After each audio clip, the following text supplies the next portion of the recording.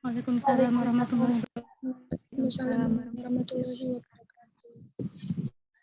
Bismillah, alhamdulillah, wassalatu wassalamu ala rasulillah Muhammad ibn Abdillah, la hawla wa la quwata illa billah,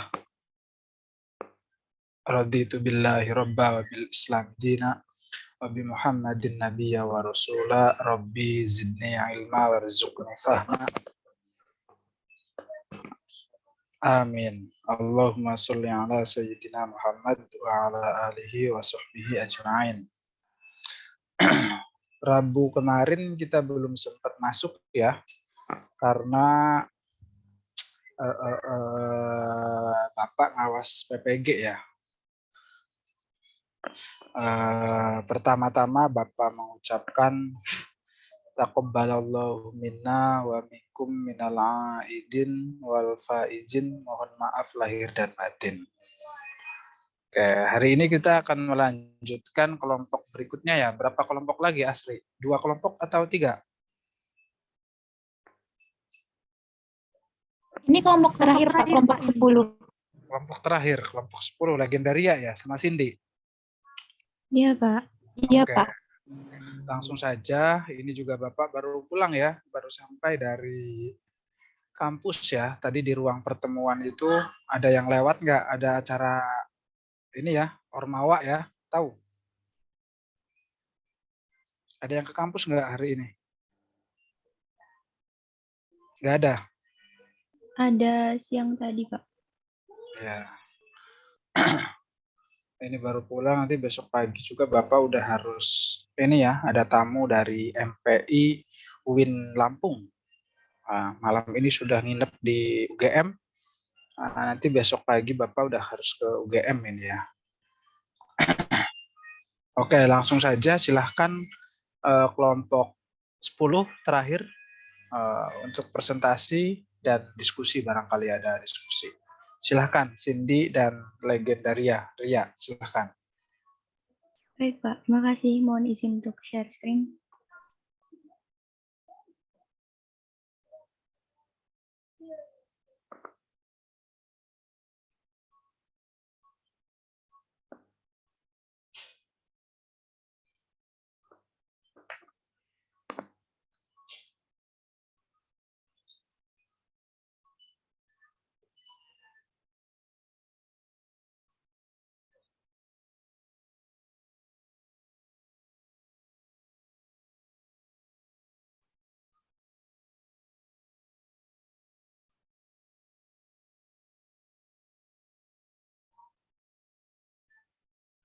Mohon maaf, apakah sudah terlihat?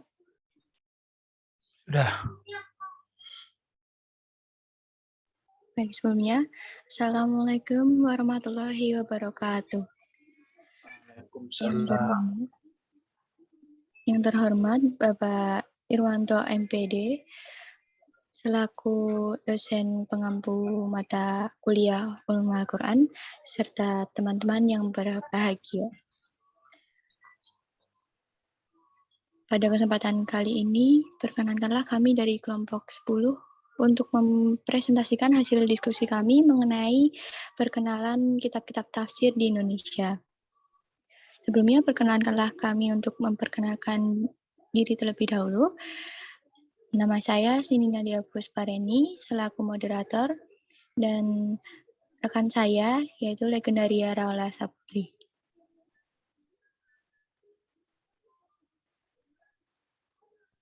Langsung saja, yang pertama, menurut terminologi, tafsir bukanlah ilmu yang mengharuskan adanya batasan-batasan. Karena tafsir bukanlah kaidah-kaidah sebagaimana ilmu-ilmu yang berkaitan dengan rasionalitas. Menurut Al-Zahabai,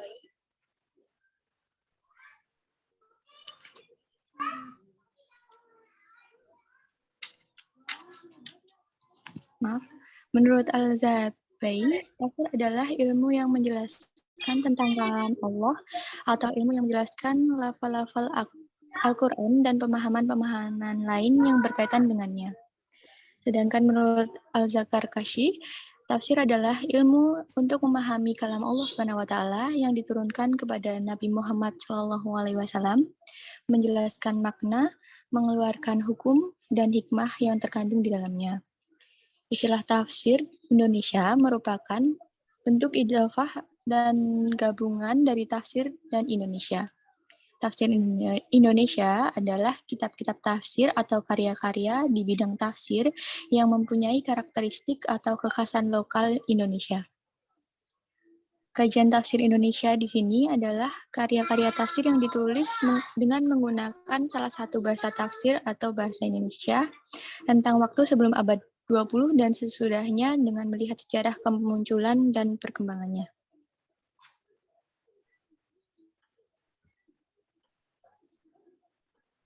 Selanjutnya, ragam teknik dan sistematika kajian tafsir Al-Quran di Indonesia.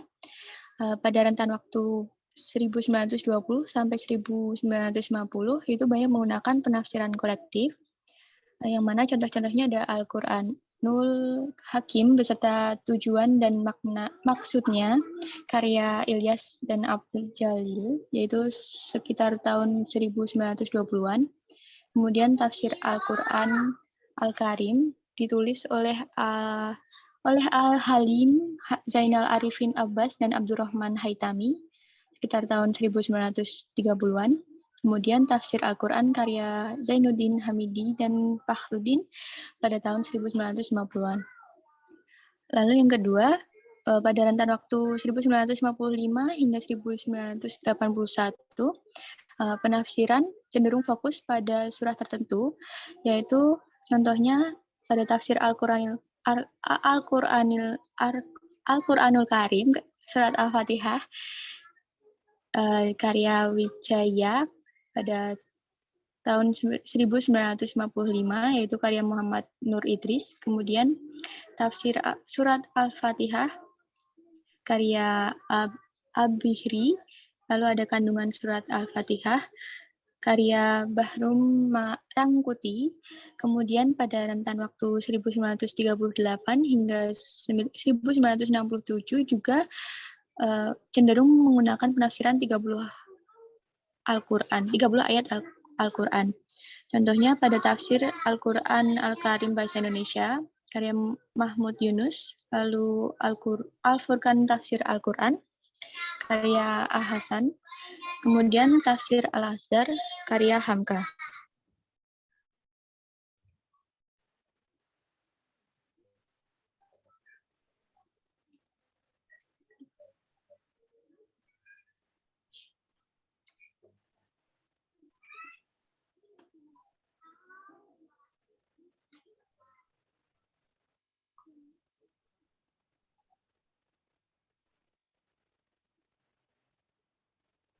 Selanjutnya pada era Quraisy Shihab, era tafsir Al-Quran di Indonesia kemudian dilanjutkan oleh Quraisy Shihab. Quraisy Shihab banyak berkarya di bidang kajian Al-Quran. Di antara model dan sistematika tafsir karya Quraisy Shihab, pertama menafsirkan dengan metode tematik. Karya model ini tertuang dalam membumikan Al-Quran. Fungsi dan peran wahyu dalam kehidupan masyarakat.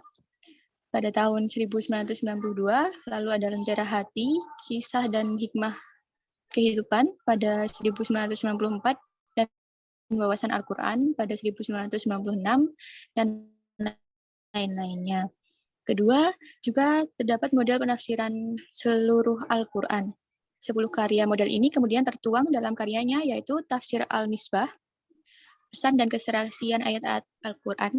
Perbedaan kedua model penafsiran itu adalah yang pertama, disusun berdasarkan tema-tema dan permasalahan-permasalahan yang aktual, sedang yang kedua, ayat-ayat Al-Quran ditafsirkan secara keseluruhan berdasarkan Mushaf Utsmani. Lalu yang selanjutnya adalah sejarah awal kajian Al-Quran di Nusantara. Sejarah Al-Quran dan penafsirannya dalam konteks yang paling sederhana di Indonesia dapat dikaji dan diteliti melalui sejarah masuknya Islam di Indonesia yang dibawa oleh para saudagar dari Arab. Pertama, teori timur, yaitu Islam masuk di Indonesia pada abad 7 Masehi atau 1 Hijriah, yang disebarkan langsung melalui jalur perdagangan oleh orang Arab yang bermasyhab Syafi'i di daerah pesisir pantai utara Sumatera atau Malaka. Kedua, teori barat yang bersumber dari perjalanan Marco Polo pada tahun 1292. Hal ini lebih diperkuat dengan catatan Ibnu Battuta yang menjelaskan berdirinya kerajaan Islam di pantai utara Sumatera pada abad 13 Masehi. Pengajaran Al-Quran atau ngaji Quran pada umumnya dilakukan oleh seorang guru laki-laki, namun ada juga para perempuan yang bisa mengaji menjadi guru-guru ngaji anak-anak di masyarakatnya. Sedangkan pembelajaran Al-Quran pada usia balik dapat dilakukan secara bersama-sama ataupun individual di tempat-tempat ibadah di atas. Tujuan diajarkannya Al-Quran oleh generasi dahulu sampai sekarang di Nusantara dengan tujuan agar agamanya lebih cepat matang, terutama tentang penanaman tauhid. Sedangkan di daerah Jawa, penyebaran Islam dilakukan oleh Wali Songo. Dalam penyebaran Islam ini juga tidak lepas dengan pengajaran Al-Quran. Dimulai dari Raden Ahmad atau Sunan Ampel yang mengajarkan Al-Quran di pesantrennya di daerah Ampel Dinta, sejak proses Islamisasi yang digerakkan oleh Wali Songo dan berdirinya Kerajaan Demak. Sekitar tahun 1500, tentunya pengajaran Al-Quran semakin marak meskipun dilakukan dengan sangat sederhana. Nah, selanjutnya akan dijelaskan oleh Legendaria. Silakan, Mbak. Saya akan melanjutkan tentang perkembangan tafsir Indonesia sebelum abad 20. Telah dijelaskan bahwa karya pertama tafsir ulama Nusantara adalah Tarjuman Al-Quran. Munculnya Tarjuman Mustafid ini bertahan selama 3 abad. Setelah itu muncul kajian-kajian tafsir sebagaimana yang telah dijelaskan di atas. Generasi pertama ditandai dengan gerakan terjemah atau tafsir yang terpisah-pisah yang dimulai dari awal abad 20 sampai awal tahun 60-an. Pada generasi kedua, Federspiel menyebut bahwa follow-up generasi pertama yang berperan sebagai penyempurnaan metodologis atas karya-karya generasi pertama. Al-Furqan Hasan 1928, Tafsir Al-Quran Al-Karim atau Tafsir Quran Indonesia Mahmud Yunus 1935, serta Tafsir Quran Zainuddin Hamidi dan Fakhruddin 1959 dianggap sebagai karya-karya yang mewakili generasi kedua. Generasi ketiga telah muncul adanya upaya penerjemahan atau menafsirkan ayat-ayat Al-Quran secara lengkap pada tahun 70-an. Karya tafsir Al-Quran generasi ini biasanya memberi pengantar metodologis serta indeks yang akan lebih memperluas wacananya masing-masing. Tafsir Al-Nuran Bayan Hasbi As-Siddiq 1966, Tafsir Al-Azhar Hamka 1973, dan Tafsir Al-Quran Al-Karim Halim Hasan CS 1955 dianggap mewakili generasi 3. Pada generasi keempat terdapat karya tafsir menggunakan bahasa Melayu Jawa. Pada dekade 1980-an dikarang oleh seorang ulama bernama K.H. Bisri Mustafa dengan judul Al-Ibris menggunakan bahasa Jawa dengan aksara Arab Legon. Lalu ada karya Misbah Zainal Mustafa dengan judul Iqlil Lima'ani At-Tanzil yang terbit pertama kali tahun 1981. Tafsir ini menggunakan bahasa Jawa, tetapi aksaranya menggunakan aksara Roman atau Latin. Boleh dilanjut, Mbak Nadia. Di sini saya akan menjelaskan kitab-kitab tafsir Al-Quran karangan ulama Nusantara. Pertama, Tarjuman Al-Mustafid Syekh Abdurrauf Ibni Ali Al-Jawi Al-Fansuri As-Sinkili. Yang kedua, Marah Labid Li Kasfi Makna Quran Majid karya Syai Nawawi Al-Bantani Al-Jawi. Ketiga, Al-Ibris karya K.H. Bisri Mustafa. Yang keempat, Al-Quranul Azim karya H. Abdul Halim Hasan, H. Zainal Arifin Abbas, dan Abdurrahim Haitami. Yang kelima, Kitab Al-Mahmudi karya K.H. Ahmad Hamid Wijaya. Yang keenam, Al-Misbah karya DRKHM Quraisy Shihab. Yang ketujuh, Al-Iqlil karya Adi Kandung KH Bisri Mustafa. Yang terakhir Al-Munir karya KH Daud Ismail Sopeng.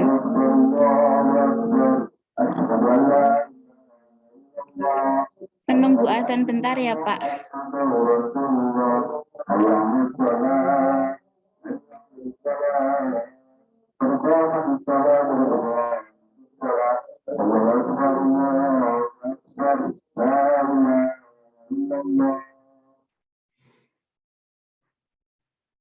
Urgensi penafsiran Al-Quran yang bercorak Indonesia. Urgensi melakukan penafsiran yang bercorak Indonesia karena ayat-ayat Al-Quran selalu berbicara dalam konteks umum. Menurut M. Quraish Shihab, penafsiran terhadap Al-Quran terdiri dari 6 corak, yaitu sastra bahasa, filsafat, dan teologi. Penafsiran ilmiah, fikih, tasawuf, dan kemudian corak sastra budaya kemasyarakatan yang dimulai oleh Syai Muhammad Abduh tahun 1849 sampai 1905 Masehi.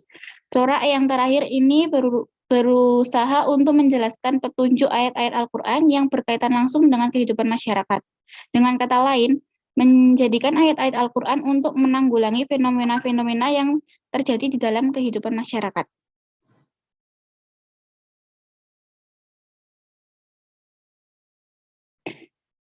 Tanpa ada upaya untuk mengembalikan pesan-pesan Al-Quran ke dalam budaya lokal, maka petunjuk Al-Quran sulit terbumikan di dalam kehidupan. Inilah dugaan sementara tentang banyaknya praktik-praktik ibadah yang muncul di masyarakat yang notabene tidak punya kerangka acuan di dalam Al-Quran.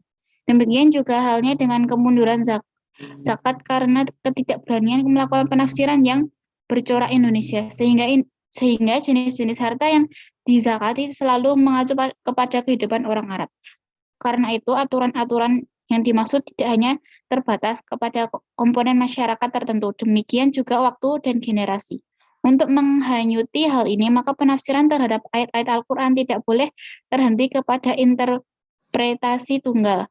Ketika Nabi Muhammad menafsirkan ayat tentang kewajiban zakat dan menunjuk harta-harta yang wajib dizakati, tentu saja harta dimaksud sesuai dengan keberadaan masyarakat setempat. Perbuatan Nabi ini mungkin merupakan penafsiran tunggal, tetapi sebagai metodologi dalam menafsirkan ayat-ayat Al-Quran yang disesuaikan dengan perkembangan kehidupan dan peradaban masyarakat ketika itu.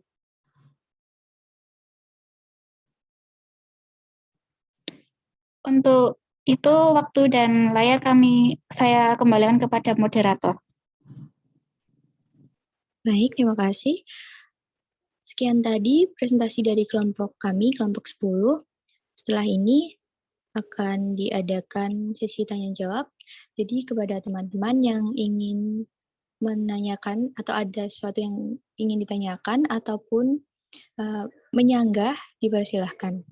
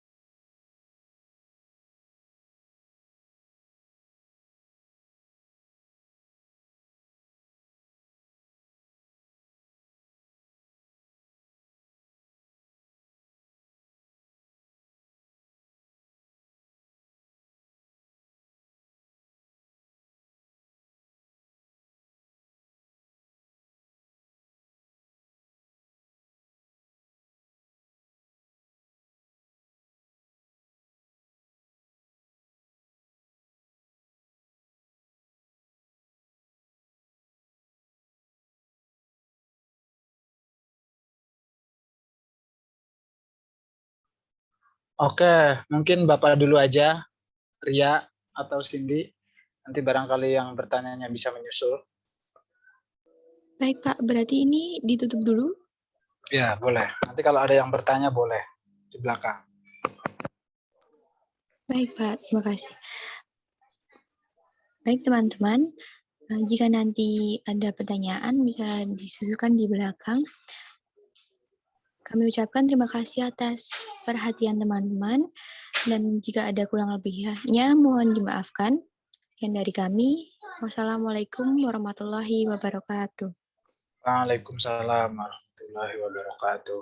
Ini masih ada nggak ini orangnya? Atau udah pada tidur ini? Masih, Pak. Ada, Pak.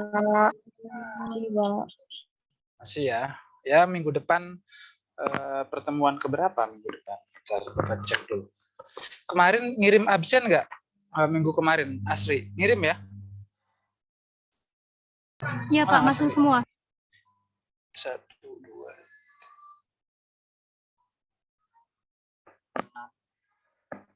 1, 2, 1, 5, 6. Berarti pekan depan terakhir ya?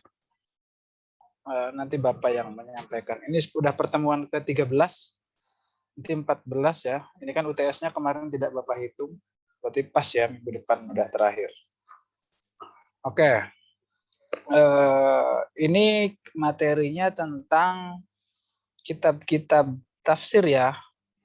Kemarin Bapak akan flashback sebentar kitab-kitab yang tafsir dari luar Nusantara ya.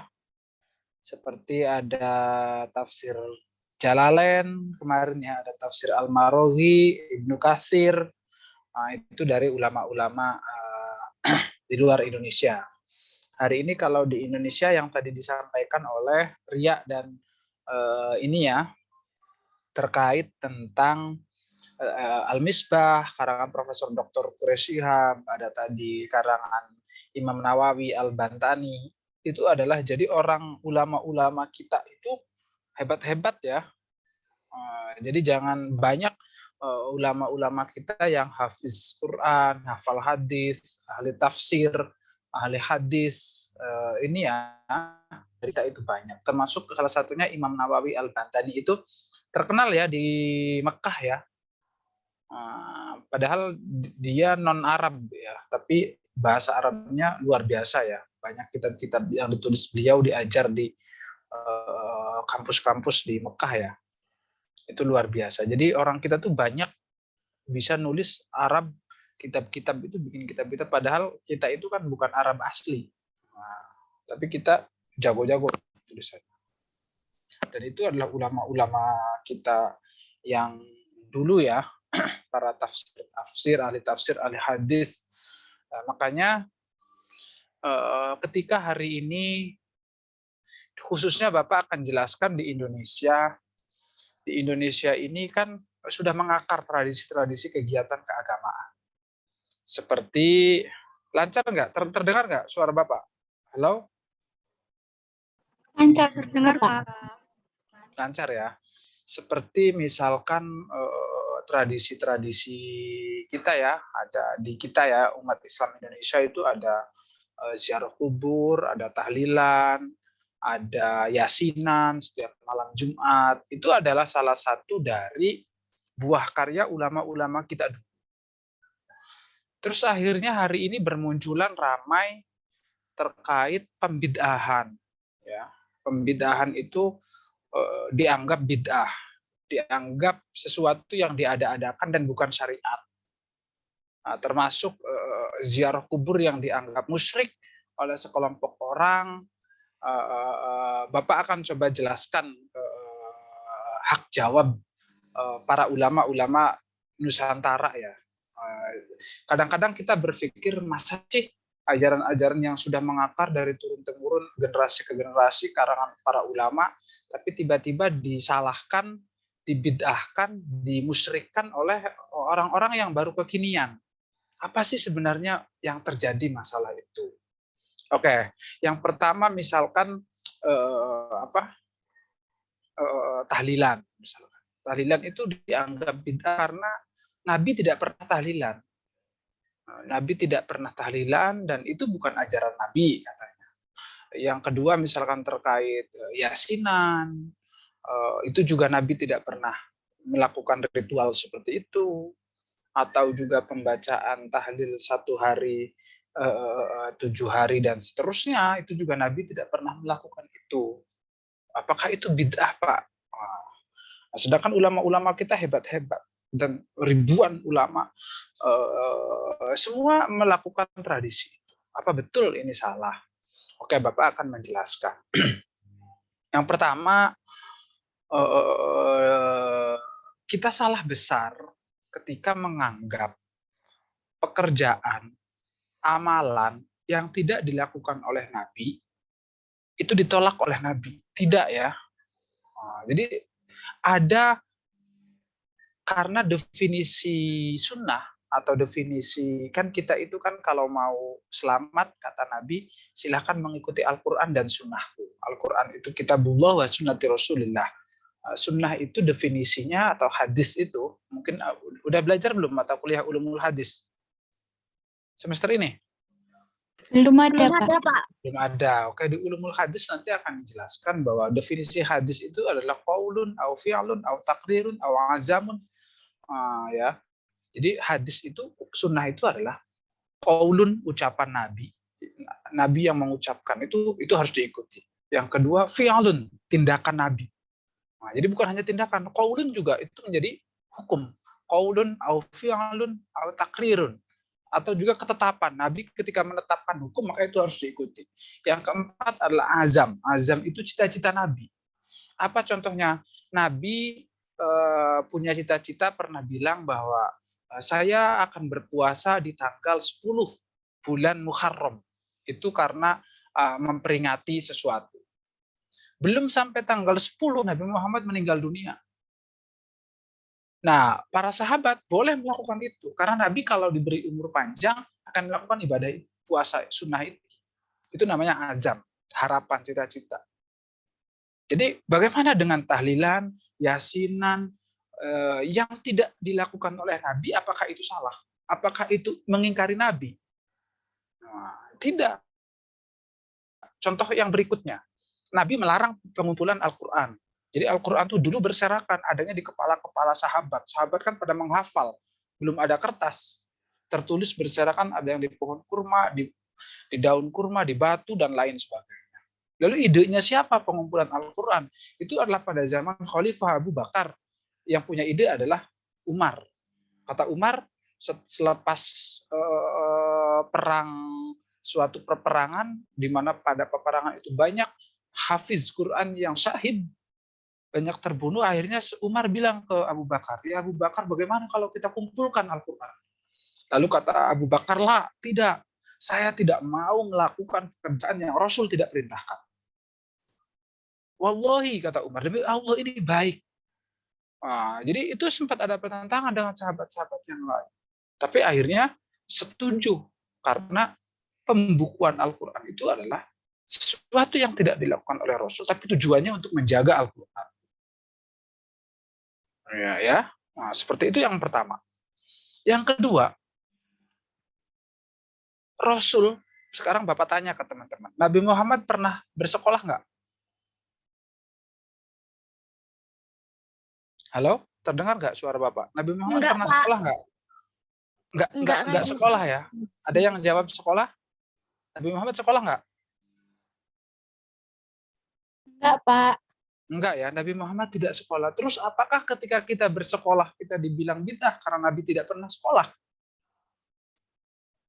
Enggak. Kenapa enggak? Karena di dalam Al-Quran Allah perintahkan yarfa'illahu alladzina amanu minkum walladzina utul ilma darajat. Allah akan mengangkat derajat orang-orang yang berilmu.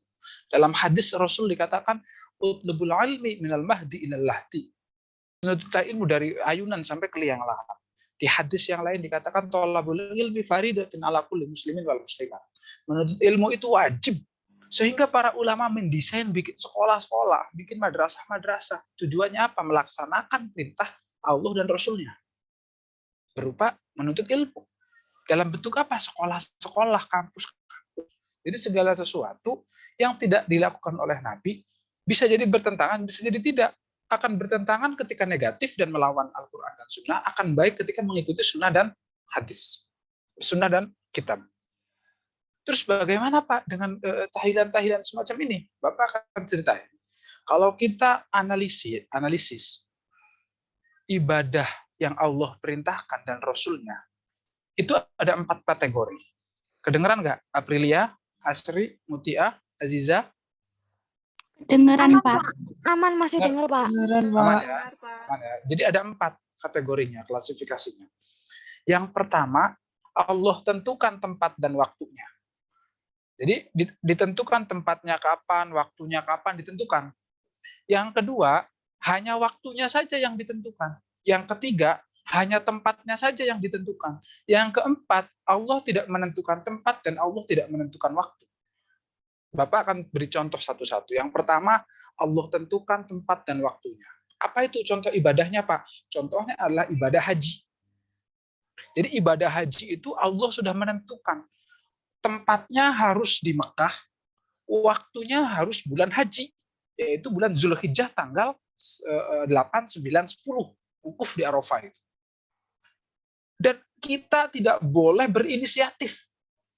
Misalkan Legendaria mau bikin Ka'bah di Bogor. Pak, boleh nggak kita hajinya di Bogor? Boleh nggak, teman-teman? Nggak boleh, Pak. Enggak, Pak. Nggak boleh, karena Allah sudah menentukan tempat dan waktunya. Tempatnya harus di sana, nggak boleh selain di Mekah. Waktunya boleh nggak pergi haji bulan Syawal? Halo? Boleh nggak Pak. pergi Enggak, haji bulan Pak. Syawal? Enggak ya. Coba nggak usah di-mute semuanya.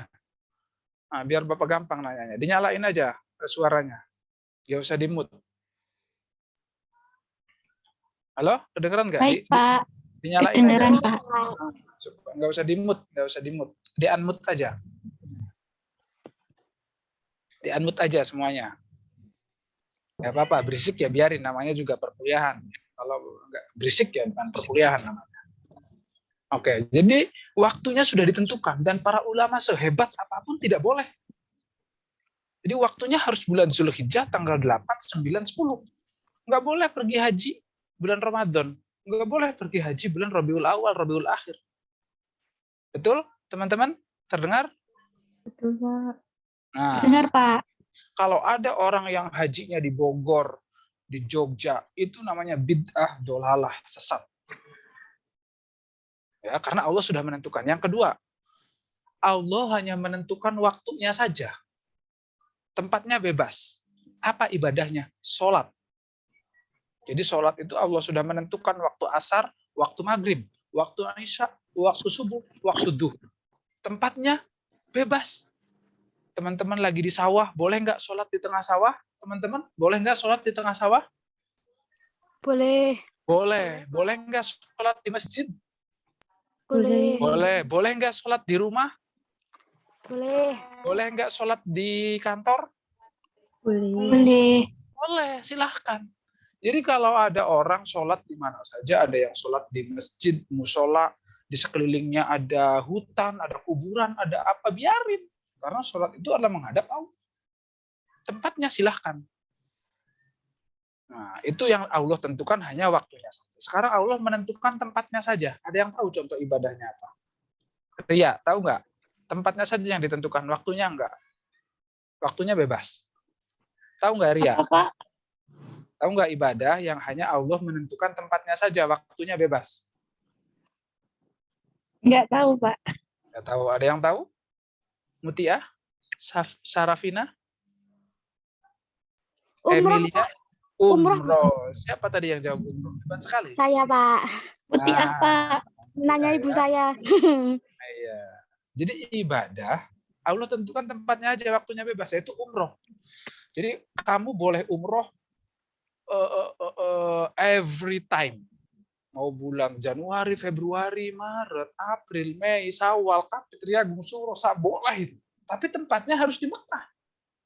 Boleh nggak kalau Mutiah umrohnya di Candi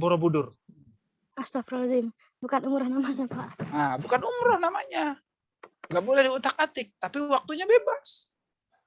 Nah, udah jelas ya, itu yang ketiga.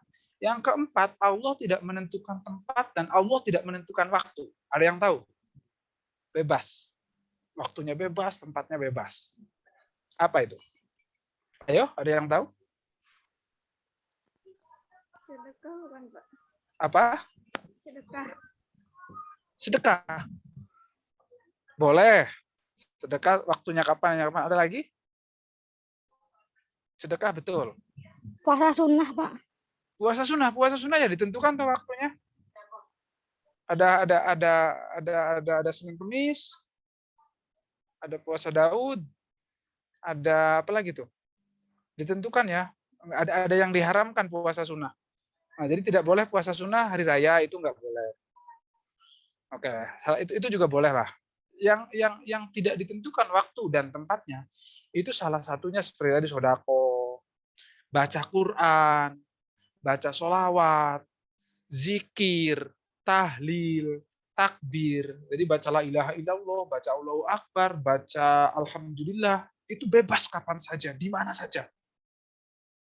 Makanya para ulama akhirnya karena dulu masyarakatnya awam, sekarang juga ya masih awam sama.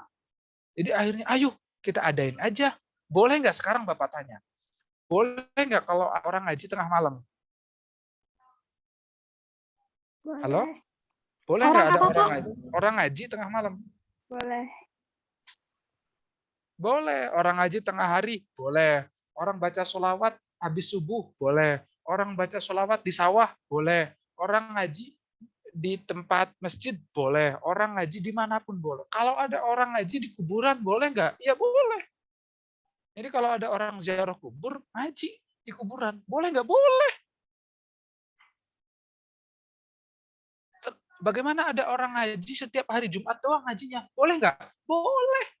Yang salah itu yang tidak pernah ngaji.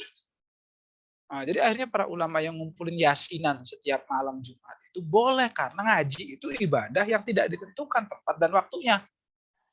Tapi kan Pak, kenapa sih yang dibaca suratnya Yasin terus? Nggak ada surat-surat yang lain. Bebas suratnya juga. Boleh nggak kalau Fadia bacanya kulhu terus?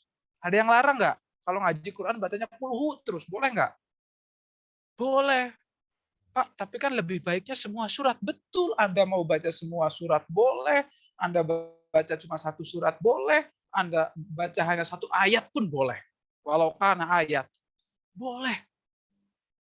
Jadi kita tidak boleh melarang sesuatu yang tidak Allah larang. Pak, kenapa sih Yasinan kok ngajinya hari Jumat, tidak hari Senin, tidak hari Selasa, tidak hari Rebo? Ya bebas. Anda, Pak, saya mah pengen ngajinya hari Kamis doang, boleh. Pak, saya pengen ngajinya hari Minggu doang, boleh. Tapi Rasul pernah bilang bahwa hari terbaik itu adalah hari Jumat. Bukan Bapak loh yang bilang ya, Nabi. Nabi bilang, inna yaumal jum'ah sayyidul ayyam. Jadi hari terbaik adalah hari Jumat. Kalau bulan terbaik, bulan Ramadan. Kedengeran? Paham sampai sini? Paham, Pak. Nah, jadi kalau ada orang yang tiba-tiba membid'ahkan, memusyrikkan, nah itu dangkal sekali pikirannya. Apalagi sesama orang Islam saling nyalah-nyalahin. Bapak tidak menyalahkan kelompok sana, tetapi kalau mereka menyalahkan amalan kita, ya kita berhak untuk menjawab. Betul nggak, teman-teman? Betul. Jadi kalau amalan-amalan kita diserang, ya kita jawab dong. Nah, kita jawab. Bukan kita mau nyerang balik, tapi kita beri jawab. Pak, bagaimana dengan ziarah kubur? Sesungguhnya Nabi itu pernah ziarah kubur dari Pak. Ziarah.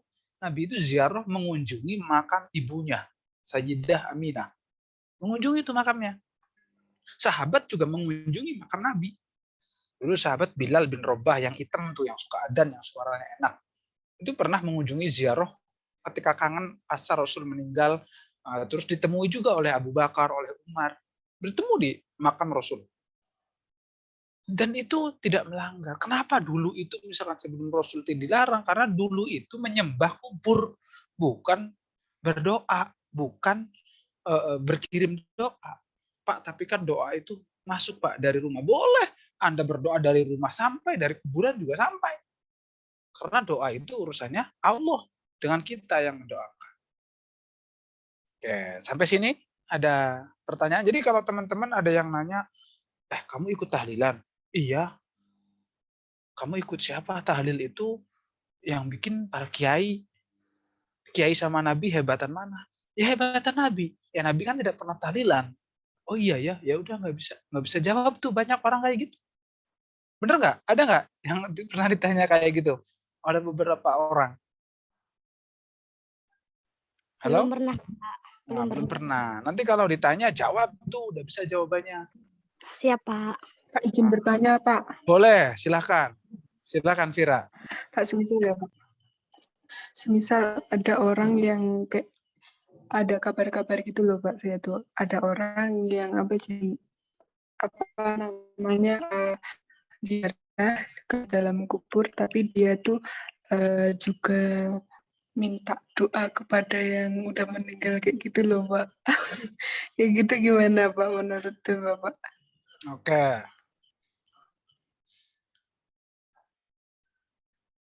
Kalau orang mintanya ke kubur, itu namanya bukan ziarah kubur. Ya, harus diluruskan. Jadi orang ziarah kubur, ziarah itu adalah bahasa Arab. Artinya kalau bahasa Jermannya itu visit, mengunjungi. Ya, jadi ziarah itu artinya ziarotan. Zaro ya ziru ziarotan. Itu artinya berkunjung. Siapa yang kita kunjungi? Kuburan orang tua kita yang sudah melahirkan kita, bapak kita yang sudah memberi nafkah kepada kita, para wali yang sudah lewat perantara beliaulah Islam sampai kepada Nusantara dengan ajaran dakwah yang soft, dakwah yang mudah diterima, dakwah yang mengikuti dakwah Rasul, dakwah yang mengajak bukan mengejek, dakwah yang merangkul bukan memukul. Nah, seperti itu. Jadi kalau ada orang ziarah kubur, dia mintanya ke kubur, itu salah. Pertanyaan Bapak ke Vira, apakah Vira pernah nanya ke orang yang ziarah kubur, kamu ngapain ziarah kubur? Saya minta ke kuburan. Pernah nggak nanya gitu, wawancara, penelitian? Vir? Enggak, Pak. Cuma ada misalnya kayak tetangga gitu loh, Pak.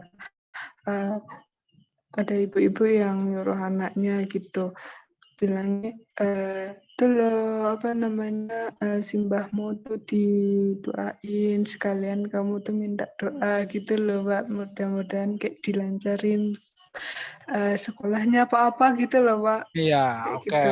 Nah itu ya. Nah itu. Jadi kamu pergi tuh doain si mbahmu. Bisa sampai enggak? Sampai. Kan Rasul pernah bersabda, "Idza mata ibnu Adam inqata'a sa'iri amalihi illa bisalasin."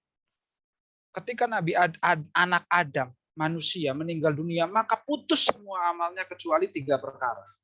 Yang pertama, shadaqatan jariyatan. Yang kedua, al-ilmu yuntafa'u bihi, ilmu yang bermanfaat. Yang ketiga, waladun solih yad'u lahu. Jadi kata Nabi, anak Adam itu kalau sudah mati putus hubungannya dengan dunia, tidak bisa dikirimi mobil, tidak bisa dikirimi nasi, tidak bisa dikirimi ayam goreng. Kecuali 3, apa? Sodakoh jariyah. Jadi kita mensodakohkan sesuatu buat bapak kita sampai nggak sampai. Atau sodakohnya mayitnya dulu pernah menitipkan nyumbang ke masjid, sampai nggak sampai. Vira misalkan pernah nyumbang kipas angin di masjid, kipas anginnya yang jelek, rusak, tapi dipakai. Viranya mati, sampai. Yang kedua, ilmu yang bermanfaat. Ilmu yang bermanfaat tuh Vira pernah ngajarin ngaji, Vira pernah ngajarin matematika, orangnya jadi bisa. Kita pernah mengajarkan apapun, yang mana ilmu itu bermanfaat, akan sampai kepada kita. Yang ketiga, waladun solih yad'u lahu. Anak soleh yang mendoakan orang tuanya. Kasus tadi, itu kan nyuruh anaknya untuk mendoakan si mbahnya. Sampai enggak? Sampai. Ketika kita mendoakan orang yang meninggal dalam hal ini orang tua kita kan mendoakannya ke Allah supaya dia ke sana. Dan kita berdoanya pun kepada Allah. Nah, seperti itu ya, Vira. Nah, Iya, Pak. nah, gitu ya, Fir. Jadi mungkin ibunya aja, ya maksudnya ya mintanya ke Allah. Kecuali tuh minta pesugihan ke kuburan. Nah, itu musyrik, betul. Ya. Nah, tapi kalau ziarah kubur yang dipimpin oleh kiai, ustadz, itu Bapak bisa pastikan dia tidak pernah minta-minta ke kubur. Kenapa? Wong mati kok. Nah, tetapi dengan berziarah kubur, kita bisa mengingat kematian. Kita bisa mendoakan orang-orang yang sudah mati. Orang tua kita, orang siapapun. Mendoakan. Terus kita berdoa kepada Allah, ya Allah, kalau kita berdoa kepada Allah, bebas kan kita minta apa aja. Mau minta selamat dunia akhirat, monggo. Mau minta lancar kegiatannya, monggo. Kan kita setiap segala sesuatu, langkah kita harus diiringi dengan hadirnya Allah. Gitu, Fir. Nah, jadi itu kelihatannya kok mintanya ke kubur. Nah, padahal yang dimaksud mbahnya itu karena orang awam nggak ngerti. So, nanti terus kalian minta doa. Dan orang yang meninggal itu bisa mendoakan orang yang masih hidup. Nah, mendoakan ya bahasanya, memintakan. Dan orang yang meninggal itu juga udah muslim. Kecuali kuburannya kuburan orang-orang tidak beriman, orang kafir, ya nggak ada gunanya kan. Gitu, Fir. Iya, Pak. Terus semisal ngirim doa misalnya khusus almarhum siapa gitu, itu disebut ini nggak, Pak? Misalnya di makam mana gitu loh, Pak. Kan ada orang tuh yang bilang kalau ngirim tuh nggak usah disebutin di makam ini, soalnya tuh kan kalau orang udah meninggal tuh ya semua tuh di alam kubur gitu loh, Pak. Oke.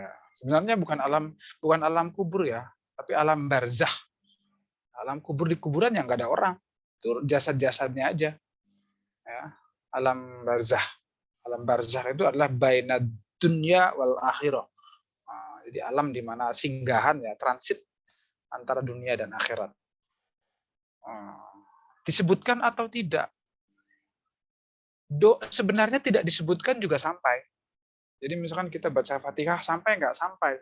Cuman umum nantinya. Kalau kata ada beberapa ulama yang bilang tuh, kita mau ngasih hadiah ke orang, kita tidak tulis alamatnya. Sampai nggak?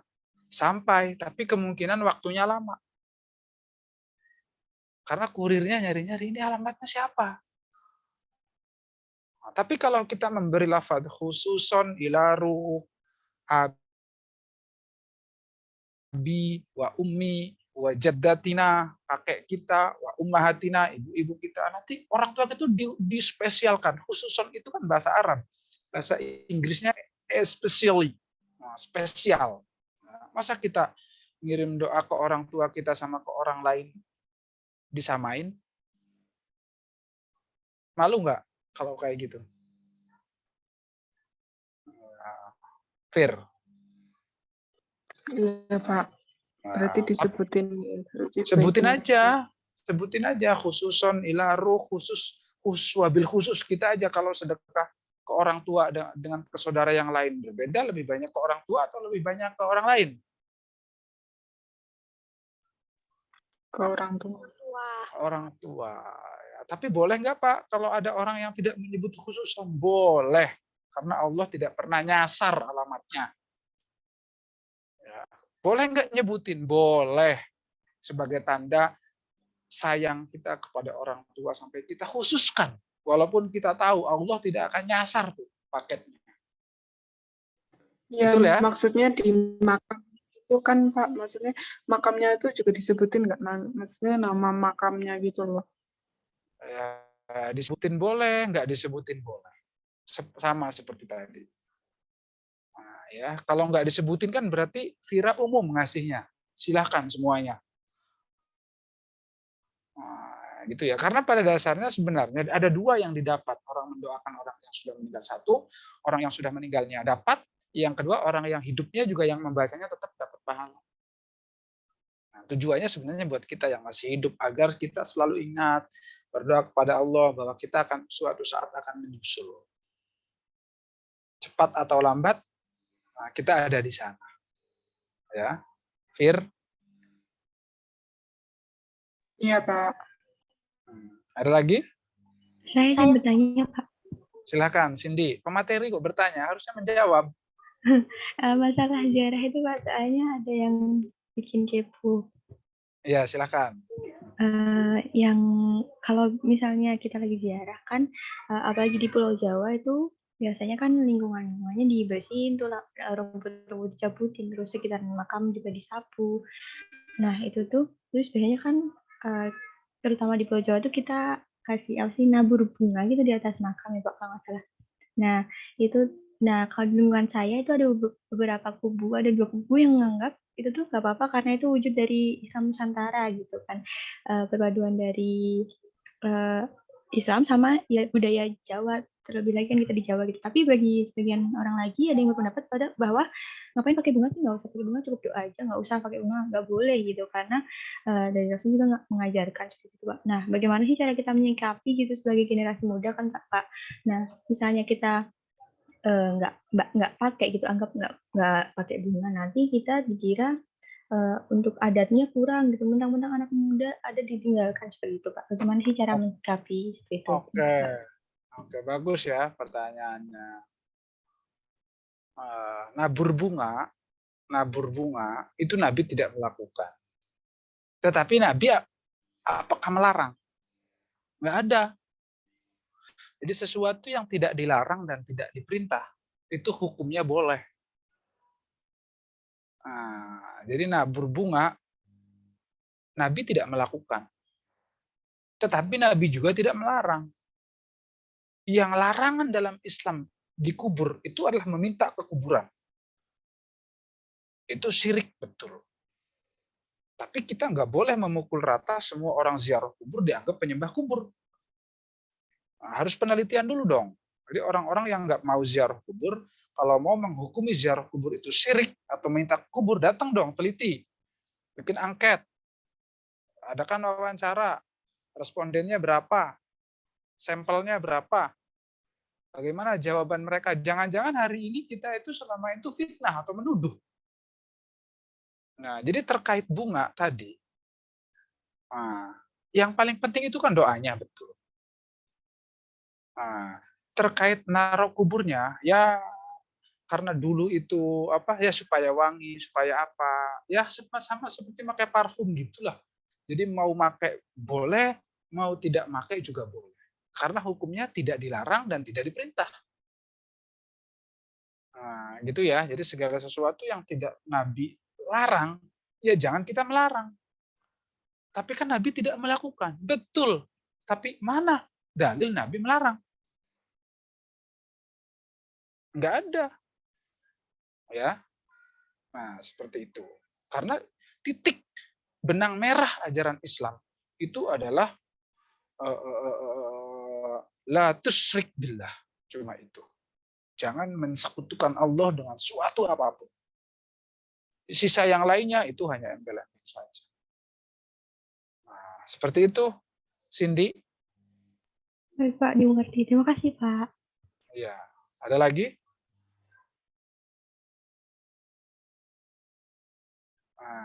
Jadi itu hak jawab namanya ya. Jadi kalau teman-teman nanti kalau ada orang yang tidak mau ziarah kubur, jangan kita suruh ziarah kubur.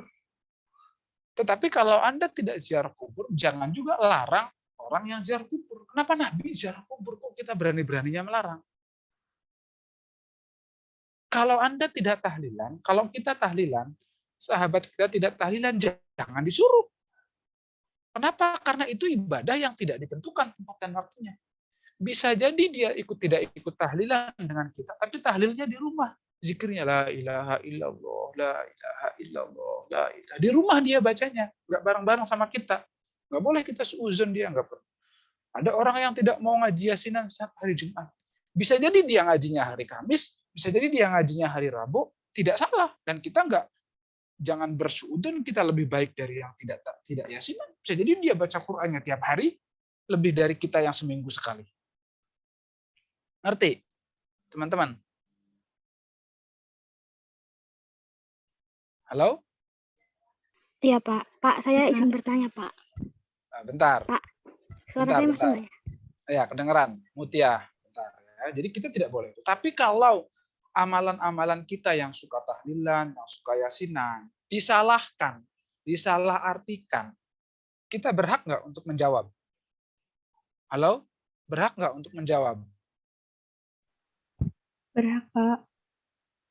Gitu ya. Jadi Bapak menyampaikan ini bukan untuk menyalahkan mereka, bukan untuk menyerang mereka, tapi untuk menghormati mereka, dan mereka juga ya kalau kita tidak butuh hormat dari mereka, tapi kan kita sudah menyampaikan alasan. Gitu, Mutiah, silahkan. Oh iya, Pak. Maaf, Pak. Tadi kan saya mau tanya, kalau takbir kan juga termasuk yang tidak ditentukan waktu dan tempatnya. Nah, tapi kadang tuh takbir tuh yang kayak takbir yang kalau malamnya Idul Fitri gitu loh, Pak. Itu kadang nggak boleh kalau misalnya itu pas nggak waktu itu gitu loh. Itu sebenarnya benar nggak sih, Pak?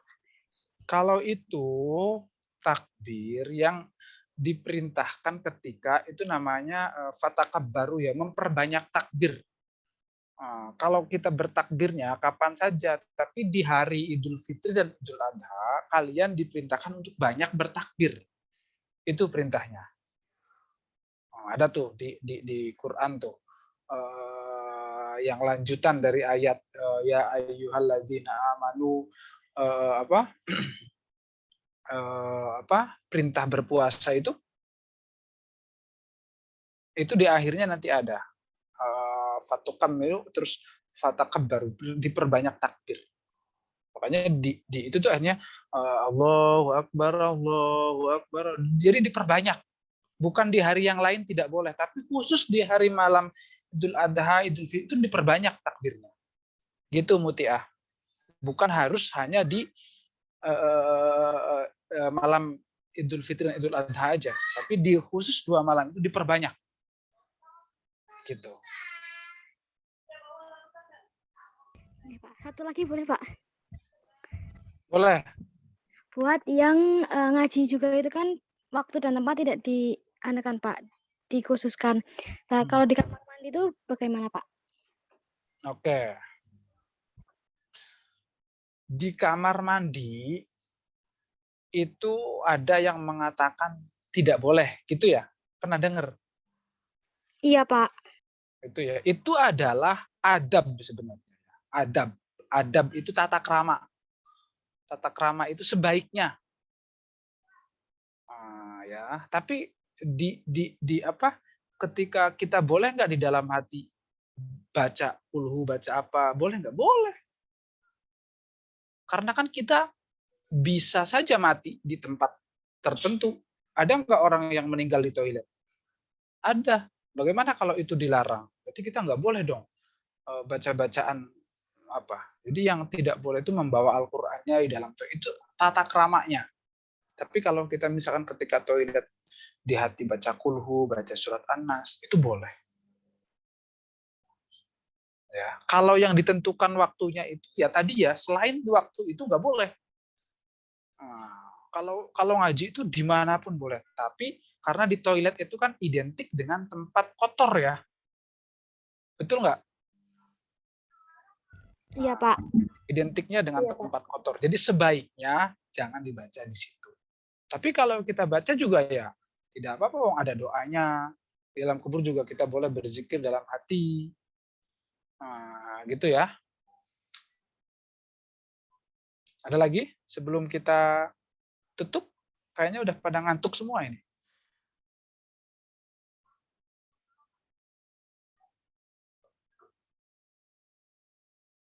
Halo?